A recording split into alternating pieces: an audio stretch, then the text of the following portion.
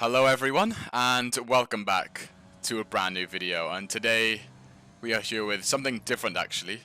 This is the F1 Esports Pro Exhibition, and this is my fastest run from the first assessment that we have to do. But I assume there's going to be a lot of people who don't know what the exhibition is, so I'll quickly explain it. So it's pretty much just a series of assessments that the challengers qualifiers plus some other guys do to prove their skill to the F1 teams, and then maybe they'll be selected. It's not like a draft where every team has to make at least one pick. This is just to showcase the driver's skill, and then the teams can decide if they like what they see. They may offer a certain driver a contract, but they don't have to. So yeah, that's pretty much what it is in a nutshell. And this is the first event, an offline AI event, just like the ones you always see on your at the end of lap 66, making sure to overtake Perez. Make sure he goes defensive, and you want to go round the outside. AI back off heavily into turn 1. So yeah, you want to take turn 1 very normally, as you see there, pretty much ignoring the existence of Perez. And yeah, we pretty much lose no time from that. So yeah, turn 1 the best place to overtake because the AI always back off, and you can just get a simple move without losing any time. And then you have Ocon ahead, where you want to overtake him after the exit of turn 3. The AI are quite slow around you, and we're on fresh stuff, so yeah. We also get a bonus for fastest lap, so making sure we use all our ERS this lap, just to get them extra points for fastest lap, which also works well with the fact that you have Albon ahead of you, who you really need to be right behind going on to lap 68. So yeah, it works out well there. This is the lap that you drain your battery, and as you can see, he's about 4 tenths ahead. So yeah, we're gonna be comfortably behind him going onto the straight. And you also need to make sure he doesn't get DRS from Ricardo, because if he does, then it makes it a lot harder. And as you can see on our run, he actually does get DRS, but we were so close that he goes defensive anyway. And as I said before, round the outside, act like he's not there into turn 1, and yeah, we lose barely any time there. Next up we have Ricardo, who you really do just need to dive bomb it. Honestly, you don't want to get stuck behind through turn 3, so we dive bomb it on Ricardo down the inside. Don't lose that much time. I have had attempts where I've gone just too deep and ruined a run for no reason. But yeah, we get in nice that time. And next up, Leclerc on old hard, so we'll catch him fairly quickly. And unfortunately with these events, the AI tend to be in different places on different runs. So, for example, on one run, the Mercedes might be quite close to you. They might have been going quite slow, and you can overtake them both. And sometimes they've gone quite fast, so you can only overtake one of them. And the final Mercedes car to overtake holds you up through the final sector, which can kill your run. So yeah, it's quite unfortunate that can happen. But, well, we have to do it. So, yeah, just getting on with it. We almost go deep into turn 1. Another thing is warnings. If you get one single warning for contact or track limits, that decreases your score significantly.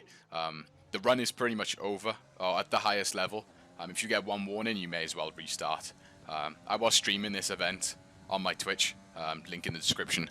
But yeah, people were asking me why I was ending my runs after, you know, one mistake or one track extension warning, and that's the reason why you lose a significant amount of points. So it really does have to be a perfect run. And as you can see, we've caught up to Leclerc already on them old hards. You need DRS on this straight. As you can see, you're using all of what's left of our battery just to make sure we're within DRS. And ideally, we want to overtake him into turn 1. As you can see, going very slow through the final sector. And we are going to get DRS. Use our ERS. Pull over to the right a little bit, force him to go defensive, as he does there. Pull to the left. And once again, going into turn 1 like there's no one there. And we get that move done pretty cleanly. And now, all that's left is the 2 Mercedes cars. And as I just said, it's quite RNG luck dependent whether they are too far ahead or they're close enough. And on this particular run, they actually start battling up ahead of me, which doesn't always happen. So yeah, you can say I got quite lucky on this run, and maybe that's why I got this run as my fastest run. But yeah, they start battling, and which means I can get DRS on the start of lap 71, which is crucial, because that means you can go for the overtake on Hamilton into turn 3, and then since the AI gets such a poor exit off the exit of turn 3, I'll be able to get Bottas as well, and then we won't get held up through the final sector, where it's quite hard to overtake. So yeah, coming on to the final lap of the run then, as you can see, 4 tenths ahead to Hamilton. The DRS means we can really get close. We almost lose the car there, going through turn 1, pushing really hard, using everything that's left of our battery. We're not going to be able to get past cleanly. We do have to just dive it on Hamilton, make no contact so we don't get collision warning, and we get our move done nicely. And we've also set up Bottas quite nicely, using the rest of our ES. As you can see, he's quite far ahead, so this is going to be a tricky one. We do have to just dive bomb it, and going into turn 4, we barge him out of the way, and we get extremely lucky not to get a collision warning there.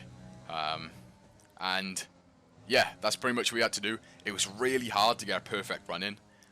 This run in itself was not perfect, as you'll see when we go and finish the event. But yeah, we do manage to get past Bottas.